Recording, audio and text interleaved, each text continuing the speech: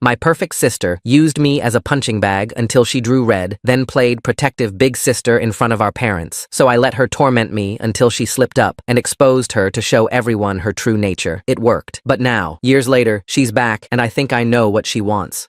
My older sister used to pinch me till I bled. One time I used her hairbrush without asking, and she pinched my arms so hard that I ended up going to basketball tryouts looking like I'd been attacked by a wild animal. Her reasoning? I got my disgusting boy germs on her stuff, and when I turned 14, I started to get sick of it. It all started when I accidentally left the bathroom door unlocked. She barged in while I was showering and started pinching my back until I was screaming, but I was ready. I grabbed her wrist and squeezed it back. Except my little act of revenge didn't feel as good as I thought it would. In fact, it made me feel worse, so much so that I started crying for being such a terrible brother and let her pinch me back 10 times harder. And don't get me wrong, I loved my parents, but I know they saw my bruises, the nail marks. I know they could hear me crying in my room after her attacks, but they never did anything, because in their eyes, she was the social butterfly who kept our family's reputation spotless. Plus, when we were at school, she had the protective big sister role down to a T. She'd hold my hand walking through the hallways. She'd introduce me as her favorite little brother to all her friends. It was sickening, but one good thing did come out of it: my pain tolerance. You see, I channeled all that hurt into sports. So by 16, not only was I varsity basketball captain, but I could take hits that would drop other kids. She was a senior at this point, grade above me, and I was constantly hearing the drama in her friend group. At this point, she had stopped pinching me as much, mostly because I'd gotten bigger, and all I wanted was to have a good relationship with her. So when her entire friend group ditched her 18th birthday party for Ashley's party, I knew I had to help. Ashley and my sister had been beefing over some guy named Tyler. My sister spent the whole morning crying about how no one would come to her party. I spent the entire day fixing it, hit up everyone I knew, kids from basketball, other schools, even some college freshmen I knew, told them about free alcohol, good music. By 8 p.m., I'd gotten like 40 people to show up. The party was incredible. She pulled me aside halfway through, tears in her eyes, happy ones this time, and said I was the best brother in the world. We even did shots together. She kept telling everyone how I'd saved her birthday. For the first time in my life, I felt like we were actual siblings, or so I thought, because as it turns out, Tyler was Ashley's cousin, and he showed up hammered as hell with his new girlfriend around 11 p.m. Started yelling about how my sister was so desperate she had to get her loser brother to beg people to come, how she was paying random freshmen to pretend they liked her. The party cleared out in 20 minutes. She didn't talk to me for 2 days. Then when our parents went to their anniversary dinner, I heard a knock on my bedroom door. It was her. "Can we talk?" she asked sweetly. I opened up, and she immediately shoved me against the wall. "You knew Tyler was Ashley's cousin. You invited him to humiliate me. You've always been jealous that I'm the favorite." She was holding her hair straightener, still hot from doing her hair. Before I could even process what was happening, she swung it at my face. "You ruined my life!" I ducked instinctively. There was a sizzling sound followed by the most blood-curdling scream I've ever heard. She'd pressed the straightener against her own neck when she missed me. Red blisters were already forming. She ran to the bathroom, and I could hear her sobbing. I called 911 immediately, my hands shaking. She ended up needing skin grafts. The burn was 3rd degree. When my parents got to the hospital and asked what happened, I just said, "Check her phone." Years of texts to her friends, bragging about making me cry, calling me her practice dummy for when she had real problems. Photos of my bruises she'd sent to group chats with laughing emojis. My dad's face went ghost white. My mom started crying. They separated us at the hospital. A nurse took me to a different room while they worked on my sister's neck. I sat there for 3 hours, answering the same questions over and over. The police showed up around 2 a.m. 2 officers, both looking exhausted. They asked me to walk them through everything that happened. I showed them the texts on my phone, years of messages from my sister to her friends, screenshots I'd been saving since I was 12, just in case anyone ever asked why I had so many bruises. The female officer's jaw tightened when she read through them. She kept scrolling, her face getting darker with each message. My parents arrived at the police station around 4 a.m. Mom's mascara was streaked down her face. Dad kept running his hands through his hair,